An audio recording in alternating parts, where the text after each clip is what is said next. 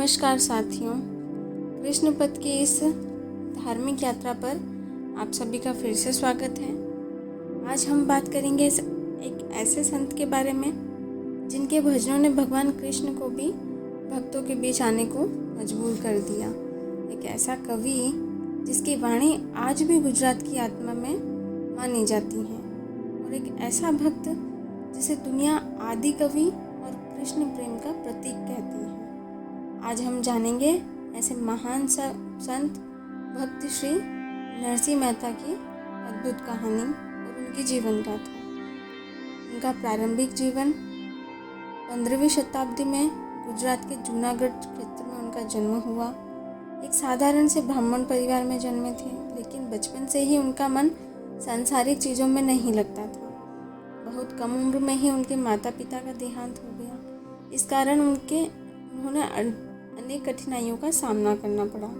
घर परिवार के लोग अक्सर ताना देते थे कि वे सांसारिक कार्यों की बजाय भगवान की भक्ति में अधिक ध्यान लगाते थे, लेकिन नरसिंह मेहता का हृदय केवल कृष्ण प्रेम में ही डूबा रहता था। भगवान शिव का आशीर्वाद भी उन्हें मिला। जानते हैं कैसे? कहते हैं कि एक दिन परिवार के अपमान से दुखी होकर नरसिंह मेहता ने जंगल चले गए और वहाँ कई दिनों तक उन्होंने भगवान शिव की कठोर तपस्या की। उनकी भक्ति से प्रसन्न होकर भगवान शिव वहाँ प्रकट हुए। उन्होंने कहा वरदान मांगने को। नरसिंह मेहता ने धन वैभव शक्ति नहीं मांगी, उन्होंने केवल श्री कृष्ण की दिव्य रासलीला के दर्शन की इच्छा को व्यक्त किया। भगवान शिव ने उन्हें वृंदावन की दिव्य रासलीला का दर्शन कराया। उस क्षण के बाद उनका जीवन पूरी तरह बदल गया। अब वे केवल कृष्ण भक्ति और भजन कीर्तन में ही लीन रहने लगे।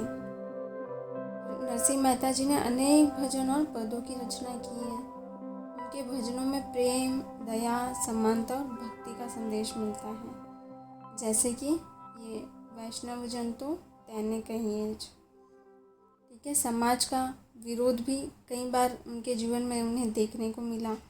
उस समय समाज में ऊंच नीच और जाति भेद बहुत अधिक था, लेकिन नरसिंह मेहता सभी लोगों को समान मानते थे।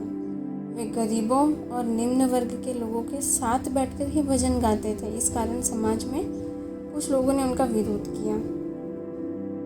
कई गाथाओं में बताया जाता है कि जब भी नरसिंह मेहता जी संकट में पड़े हैं, तब भगवान श्री कृष्ण स्वयं उनकी सहायता के लिए आए हैं। एक प्रसिद्ध कथा के अनुसार उनकी बेटी के विवाह में धन की कमी थी।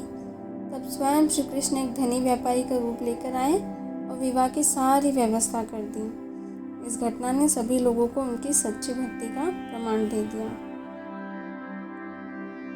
भक्त नरसिंह मेहता केवल कवि नहीं थे, वे प्रेम, भक्ति और मानवता की जीवित मिसाल थे। उनके भजन आज भी करोड़ों हृदयों में भगवान कृष्ण के प्रति प्रेम जगाते हैं।